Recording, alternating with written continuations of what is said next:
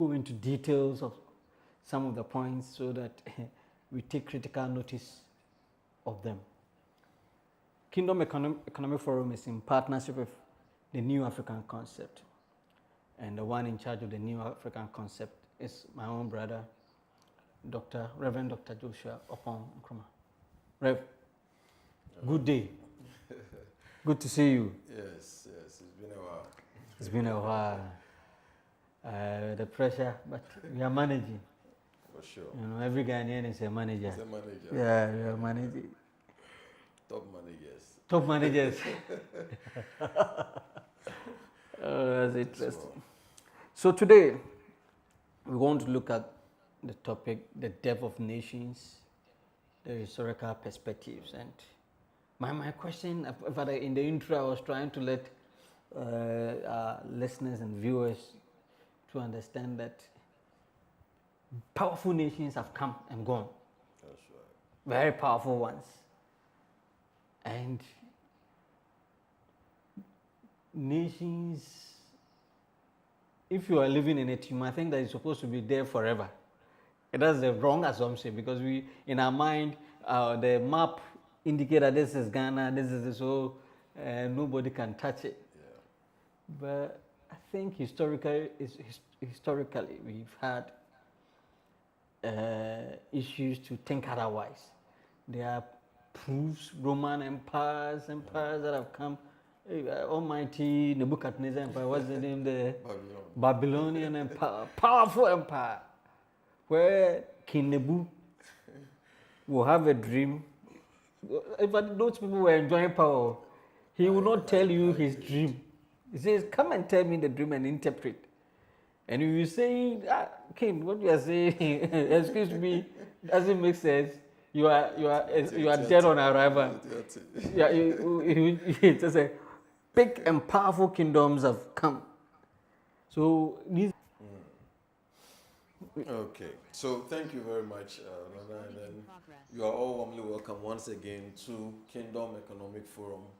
And I would say that where we've gotten to is also another interesting series that we're about unfolding. Yeah. And do well to join in the conversation, share your thoughts, and then also invite others to also join in. So we are talking about the death of nations. The death of nations. And like you are asking, can nations die or do nations die?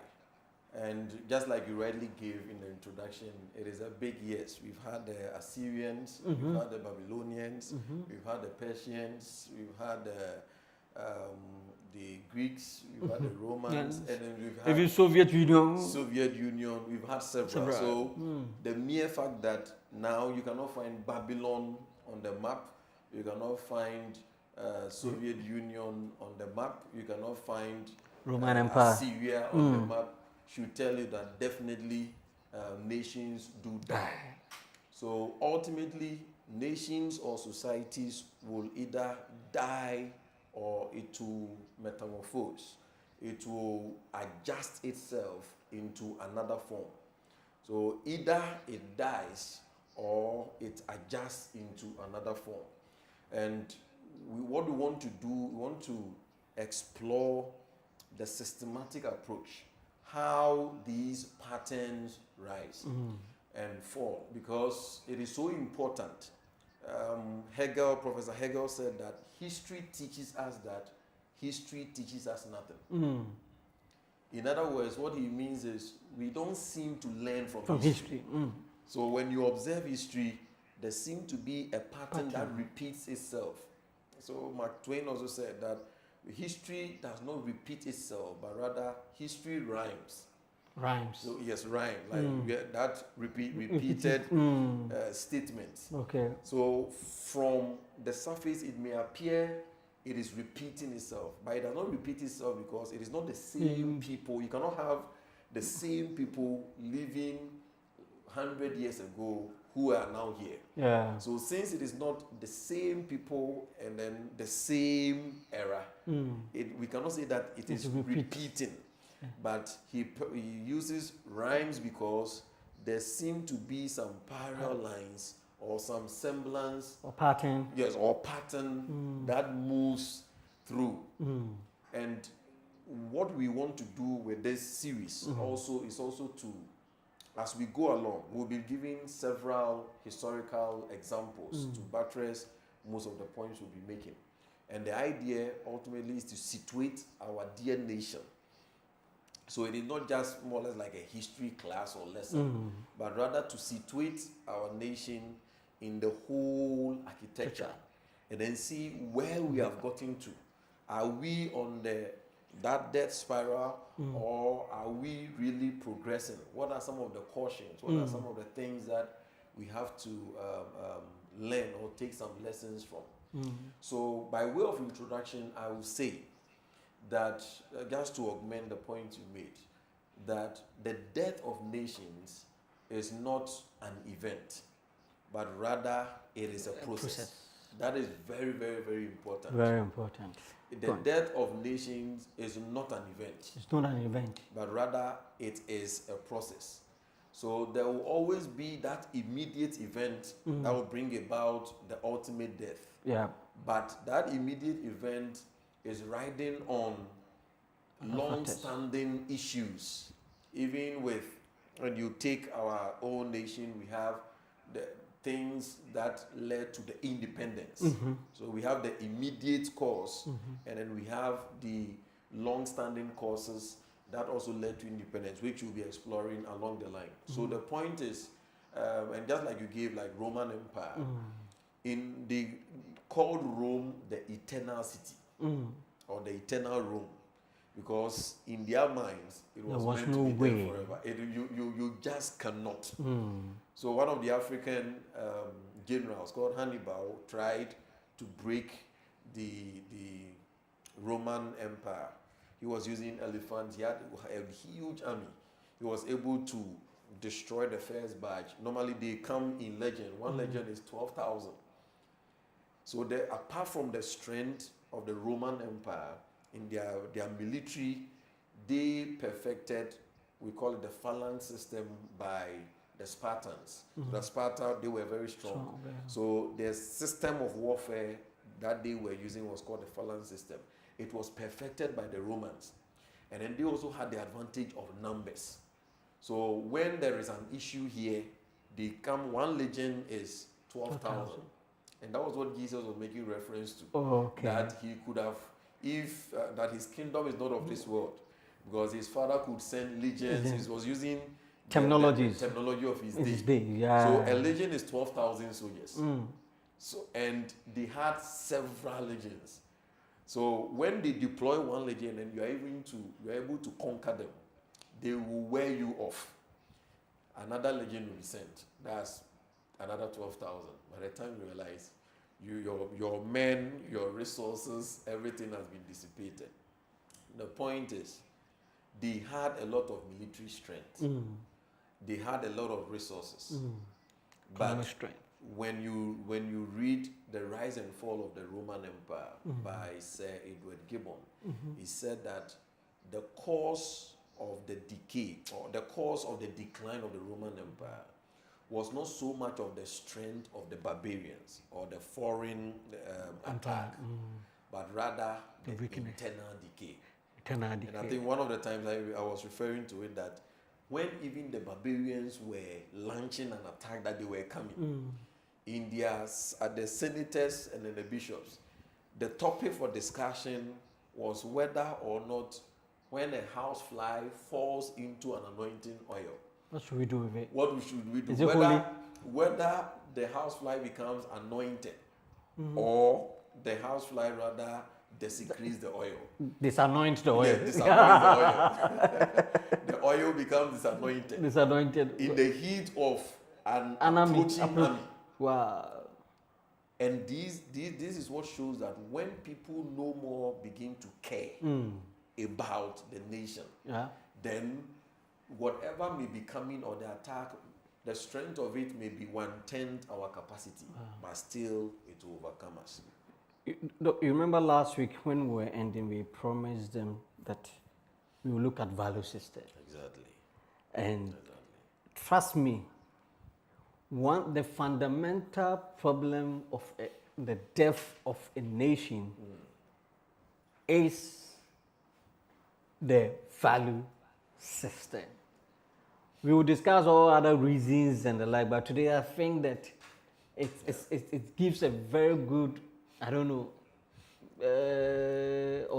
yes, maybe, okay, so we can run through the overview. The overview, okay, and then we take our time and then we take them. Well, these are very serious issues that that really have time to do. I get your point. Yes. So, if you are joining us, thank you very much. We are looking at the death of nations, historical. Yeah, so the spiral, yes. the processes, what goes into. We have established that no nation dies automatically. It's a process. But if you are not careful, you can be in the nation. If you are not aware, the fall will come as a surprise to you. That is why we want you to listen to us. We are saying the fall is not accidental. But if you are not knowledgeable, you are not following what is happening, the effect will come and it will be like a surprise to you. And that's why you cannot miss the discussion we're having. If you are living in the US, UK, wherever, in Europe, wherever, in Ghana, wherever, we want you to listen to us so that you'll be able to understand the events. In fact, this one even ties in with the coming of the Lord in a way, because we need to understand what is happening. Because sometimes you do miscalculations, things that are not related to even the coming. We create doctrines around it, and then it becomes so far-fetched, and then it's like, are we telling the truth? Yeah, so let us listen. History rhymes. That's what we've been told. And Jesus said there's nothing new under the sun, even in the scriptures. There's nothing new. Whatever we are experiencing, there's nothing. The new thing is that you are new on the planet, but the system and the structures are in there. God knows that He set them in place, that if you do the right thing, you'll be able to. So can you take us through the spiral? Yes. So first of all, like you rightly said, it starts with the values. The values. So the values is sometimes also called the soul of the nation. The soul of the nation. Which we've explored in, but now we will want to delve deeper in later episodes. Yeah. Yeah, so it starts with the soul of the nation, which is the values of the nation. Why the nation was established. Is that the point? Yes. Good. So it compasses the why the nation was established. It becomes the binding element. That's the point. The binding force. So that when everything, or when even the externals break, there is always that reference point that this is where we began, or this is where we join forces. That's it. When this is present, even in the face of calamity, the nation can be rebuilt over and over again. Wow. And like we were saying, a typical example is that of Germany and Japan. After the Second World War, Adolf Hitler's issues, the whole place was ransacked and literally burned to ashes. But with that binding element, they have been able to rebuild their nation. And today, both Japan and Germany, they are making waves at the global level. So the values which we'll be delving deeper is the soul of the nation. The conscience of the conscience, and then the soul of the nation. And that is extremely important. And when we come to it, we'll then get to know that these values are determined by the mindset or the worldview and belief systems of the land. But we'll look at it, maybe in later episodes. So that is number one, where everything starts. When the values, when the values are weak and poor, or decayed values, what then happens is it then leads to political and economic decay. Okay. So we are establishing the equation or the carbon chain or the cascade of activities, which first and foremost happens to be that of the value systems. And the value systems, if they are positive, it has its own consequence. If they are negative, negative means that we have weak and poor values, then it is going to birth the second level, which is the political and economic decay. Wow. Now, what happens at the political and economic decay is that it builds an extractive political and economic institution. Okay. When you read the book, Why Nations Fail, that was the conclusion they arrived on. That nations fail because, or nations fail when its leaders build extractive political and economic institutions. Yeah. Yes, so the only thing is that it ended there. But with what we know that beyond that level, there is the soul of the nation, which was missing in their write-up, but which we are including in our discourse. Sure. So that is the second level, the political and economic decay. So it produces elitism, Sure. where the various levels of leadership will extract from the masses for the parochial interest or selfish interest. So when you come to the church or religion as an institution in a nation with broken values, what you are going to see is that they create a system where they are extracting from the members. The poverty of the members is no concern to the leadership, and the leaders will be driving in Bentleys, in luxurious cars, in private jets, just name it, and then they'll be living in huge mansions, and that will be the term God has blessed me. Yeah. And then the masses from which they are taken from are wriggling in pain and poverty, but it is of no concern. When you come to the institutions, let's say ministries or various institutions, it is the same thing. The people are extracting for the betterment of the leaders. When you come to the political space, that is the grand architect. So the taxes and then the IMFs and then the money coming in, the nation will be willing, or the leaders will be willing to expend it on themselves rather than for the common good. So one of the things that you realize that there is nothing like the common good of the people. There is no sense of nationhood. There is no sense of nationalism. And that sense is what the values are about. So the broken values leads to the broken political and economic, or leads to the political and economic decay, where the system extracts from the masses for the elite. Few people. Traditional leaders who extract from the masses for themselves. Political leaders, religious leaders extract from the masses for themselves. So, for instance, we will be willing to pay maybe our leaders ex gratia. But we will, and then that one wouldn't delay even by 1 microsecond. But nurses could work maybe for a year or 10 months or 6 months, and then their pay has delayed. And we'll be playing politics and delay with it.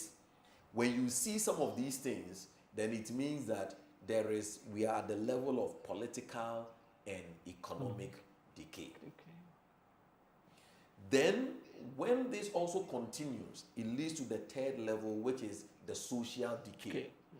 So now we want to contextualize it in our nation. So you realize that here, and this is the death spiral. So we are building that template, whether or not Ghana as a nation or by extension Africa, whether we are on the journey of its death. One, broken, weak, and poor values. We have already taken it. And then it leads to political and economic decay, as we have already explained. We have also taken. Then level 3 is the social decay. So what happens in the social decay is that people then begin to disconnect from the nation. There is no ray of hope. So we don't see any possibility of change. People begin to give up.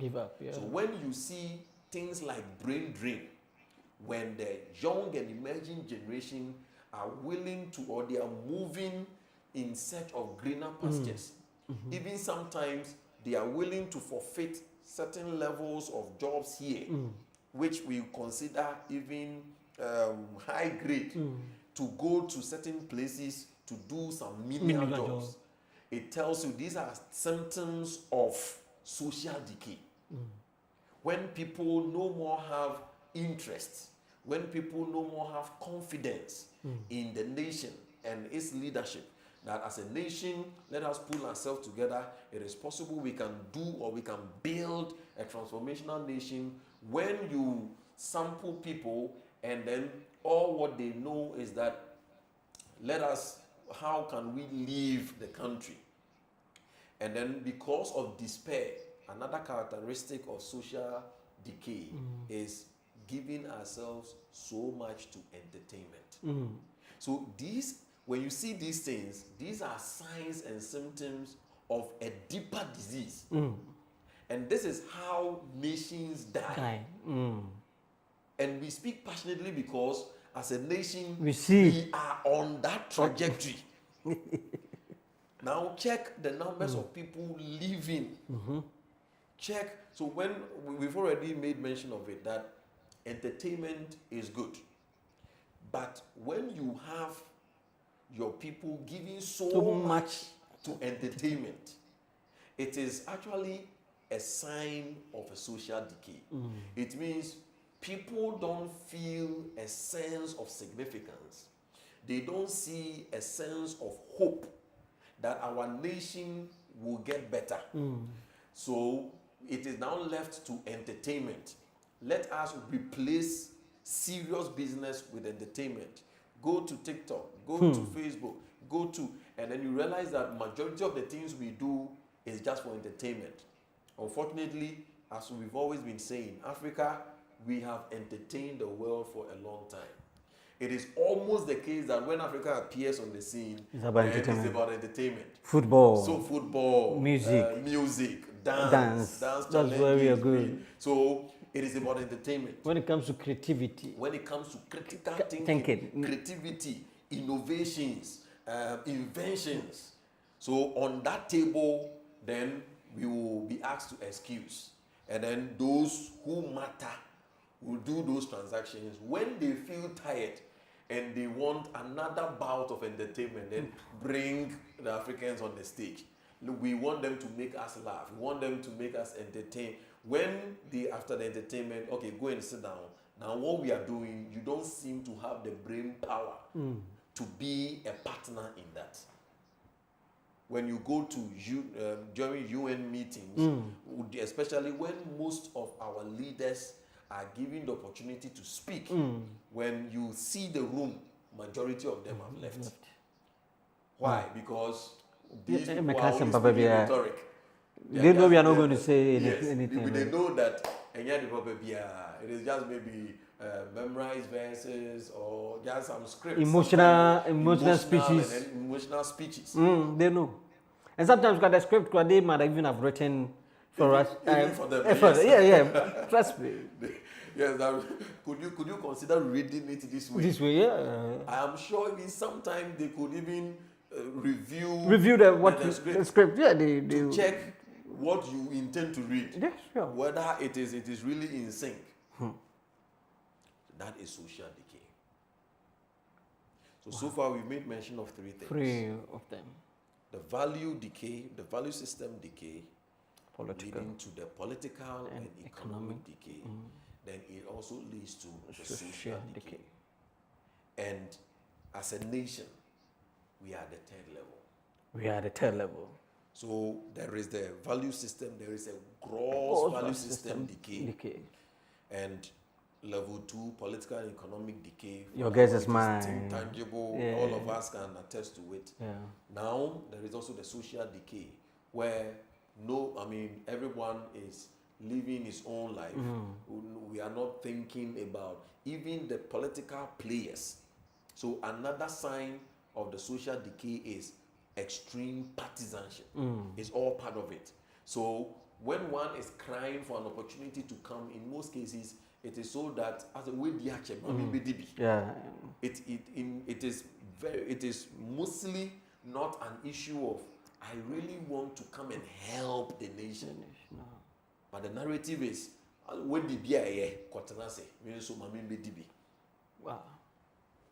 Then number 4, when these things will be running normally. Normally, you might not see it. You might not see everyone is going to work, school, so it is business as usual. We just talk about that. Yes, but the decay is running through the vein. The death is running through. Mind you, as we said, the death of a nation is not a single incident or event. It is a process. It's not an instantaneous event. So while this is ongoing, then comes the 4th level, that is the crisis moment. The crisis moment, yeah. So now the crisis moment may come from various issues. That is when the issues are ongoing and then we cannot take it anymore. Or sometimes it can even be a natural disaster. Yeah. It can be famine, it can be pandemic. Sickness, it can be an external attack, or however it is. But now things degenerate into a crisis moment. Yeah. Now, this crisis moment is very important. It could produce 2 things. How we respond. So, for instance, coup d'etat is an example of a crisis moment. So, mostly during coup or when there is a coup d'etat, the people who organize the coup d'etat, when you ask them, the reasons they normally give is corruption. Political and then economic issues, social issues, and that is where we are coming from. Many of them are blind or ignorant on the first one. The first one, the value system. Yes, so mostly they refer to the second and then the third. The social decay and then the political and economic decay. That our leaders are chopping the money, blah blah blah. So that is the 4th one, which is crisis. So when the crisis strikes, now there are 2 options. How we respond to the crisis then determines whether the nation fails or will die, or it will metamorphose, or it will readjust itself. When the crisis happens and then we respond to it negatively, then it leads to what we call collective failure. Collective failure, sure. Which then ultimately leads to the decay or the collapse of the nation. Wow. So there is collective failure when we respond to the crisis negatively. That is why, let's say Ghana, we've had the first coup. So the coup, you can run it through. We had independence. When we had independence, there was still weak values. Unfortunately, that is what I believe our dear president Nkrumah should have given much emphasis. National integration and then a national reorientation program, which was not there. So we went on to the macro things, like the industries, which the works, which was all very good. But because this understanding was not there, by 1966, we had independence 1957. So about 9 years down the line, these things, the death of the nation has occurred. One, we had the value system issues. We were not integrated, we were not united. There were divisions, tribal divisions, ethnic divisions, political divisions, several kinds of divisions. So weak values. Now political and economic. Now cocoa prices, issues, and because of the issues that we had with regards to the poor values, now it came said that there were some attacks here and there. So in the course of time, now the one-party state also came in, which also literally destroyed everything. Then it came to the social decay, where now people began to lose interest in the nation. Then the crisis came on 24 February 1966 as the first coup. Now, the coup, when it occurred, our response to it is very important. You could have a crisis and then you can respond positively to it, and now it will change the course of the nation. Sure. But if you respond negatively to the crisis, then as we have now, there was another coup, and that's why we have the First Republic, Second Republic, Third Republic, which means there was the collapse, and then the collapse, and then the collapse, which means that our response as a nation to the crisis of the coup that happened was negative. Hence, the end result was a collective failure and the ultimate collapse, and the need for us to, build it from afresh in the name of the Second Republic. It happened again, Third Republic, it happened again, and then now currently we are in the Fourth Republic. On the other end, or on the other side, you could respond positively to the crisis. Sure. And that will lead to a rebuilding. So for instance, you have, we call it the critical junctures. In Europe, there was a disaster or a plague called the Black Plague, which killed, it was more or less like COVID-19 that came recently. So it happened in Europe, and in that time, they were practicing feudalism. Feudalism was their system of, let's say, government. So in feudalism, there was the lords, and then the knights, and then the peasants. The peasants were the farmers, and then the military people were the knights, and they were serving them. It was a form of slavery, sort of. Now, when the Black Plague happened, it killed millions of people. Through that Black Plague, the peasants were able to respond to it, and then now they saw that, okay, this is an opportunity for us to do something. Because it was the peasants who were working on the farms to produce and then to serve the kings and then the knights. Because the kings and then the knights were not willing to go to the farm or the field themselves and then work. So now, because many of the people died, it gave the peasants an opportunity to stage a comeback that now we need better terms and conditions. Because now many people have died. For us to work, we want it this way, we want it this way. To cut a long story short, that was what led to the building progressively of the kind of democracy that UK picked it up, America, and then has spread through. This is what we call critical juncture. When they happen, it is just like normal life. It is not so much of what happens to us, how you respond. How we respond. So two people can have the same issue happening to them. One can become a millionaire through that issue. The other person can commit suicide. Sure. So take for instance what is happening in Burkina Faso. They have also gone through that same cycle, hit a crisis, which is the coup. Now, if Ibrahim, yes, if he lays certain things, I think he's making some efforts, especially on the macro level. If he understands the value systems and then he incorporates certain things, it is possible that the fortunes of Burkina Faso can change. And now it will be referred that it was when the crisis happened, the response of the nation to the crisis then changed the narrative of the nation. So when crisis happens, the response, if we respond to it positively, it can lead to a revival, a reformation, restructuring, a rebuilding, a restructuring of the nation. In that case, the nation does not die, it restructures.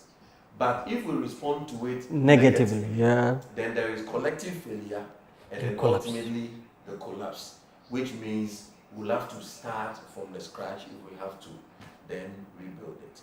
So this is what we call the death spiral, or the architecture that brings about the death of societies or nations or empires or civilizations. Thank you very much, Dr. Joshua Oppong. If you are listening to us, today we've given you the overview, the architecture that explains the processes that we go through as a nation, whether we're going to die or restructure. He's taken us through almost 5, 6 steps. The first one had to do with the soul of the nation, that's the value system. If you want wrong ones, if we exhibit wrong value system, it's then going to lead with the political and economic collapse or failure. We're going to have social decay, which will come then from the social decay will be crisis. We'll hit a crisis. How we respond to the crisis will lead to what we call collective. If we look at it in the negative sense, we have what we call collective failure, which will lead to collapse. But you listening to me, in this introduction, we have said that the death of a nation is not an event, it is a process. So it's at the verge of collapsing. We didn't come here to put fear, no, but we came here to let you know what is happening, so that if there is any crisis, we will then have opportunity to respond to it positively, to restructure our nation. The nation collapse begins not with the roar of an invading army, but with the silent, eternal whisper. This doesn't matter anymore, that whisper. It begins when citizens stop believing in the story that binds them together. History warning is clear. The greatest threat to any nation is not a foreign power, but the eternal decay of its own soul. The health of our shared values, our trust in each other, and our commitment to the common good are not just abstract ideas. They are the most critical infrastructure we have. They are the foundation upon which everything else is built. And without them, even the mightiest empires crumble into dust. Ladies and gentlemen, today this is where we want to bring our discussion, and we want to open the floor. If there is any comment, any question concerning what we have discussed. Next week, like was promised, we're going to take each of the death's spiral one by one. The value system. Do we really have a value system as a nation? We want to take time to get it, and then see how we all will understand the situation in which we find ourselves. Somebody has written here that when the majority of the human resource of a nation abuse the internet by watching comedy videos on the social media, then indeed that nation will keep lagging behind in comparison to other nations. Brothers and sisters, if you have any question, any contribution, you can raise your hand and then we give you opportunity. We came to discuss the death. Oh, okay, go ahead. Yes. We were at the park.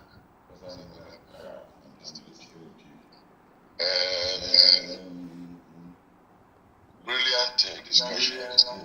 I just want to ask you a question. What maybe I didn't hear the portion of the lecture. What do you define as the nation is dead? A dead nation in the context of the introduction that you made, like let's say you talked about Babylonians, you talked about the Romans, you talked about Soviet Union. You will find out that for all those nations you mentioned, they are nations that colonized societies, colonized nations and brought them to a kind of conglomerate of nations. And therefore, when they die, they all separate. The death is defined as a separation of all the nations that were colonized, so to say, or captured. Now, in the case of now, the nations that we have today, Ghana, Nigeria, Togo, Burkina Faso, what will you find it as a dead? Can you hear me? The line. Cherry, can you allow us to hear it well? We are not getting it here well. Can you hear me well? yeah, we can hear you now. I was saying that what will you can hear me? Go ahead. What will you define as a dead nation? How will you define a nation as dead? Let's say Ghana is dead. Yeah. And in the context of what you know, in your introductory comments, you gave I think examples we've gotten it. okay, good. Thank you very much. So, What will you define as dead. nation? So that if they are not careful, will die. Okay, dog. Okay, I don't know if it can be heard. Yeah, I think. Okay, yeah. So that's a very good, at least context. Context is everything, and then it's good to have that clarity. Yeah. So historically, when we make reference to death, because the death of nations, especially in the lives of empires and civilizations, it means that they actually Cease to exist. Yes, and given how things have progressed, looking at the United Nations level, our context today, the definition of death may not be so much of cessation in terms of maybe Ghana has ceased to exist essentially, unlike the times of old, like the empires and civilizations. Yeah, so in this time, it will rather the definition of death will be when the people have separated themselves from the spirit of the nation. Because technically, death means not so much of Life. cessation, but rather separation. Yeah, so historically, death was used in the context of ceasing to exist or cessation. In these contemporary times, it is more of separation. When the people have separated themselves from the spirit of the nation, they don't want to identify with it. They prefer a different identity. Yeah. So that even when he's shy to even say that maybe I'm a Ghanaian or I'm a Togolese. Yes, I'm a Togolese, I'm an African. So when you see this, then in our context today, we'll call it a death. So in summary, contemporary context, death is more of separation from the spirit of the nation or the country. And then in historical context, death was used in terms of cessation or ceasing to exist.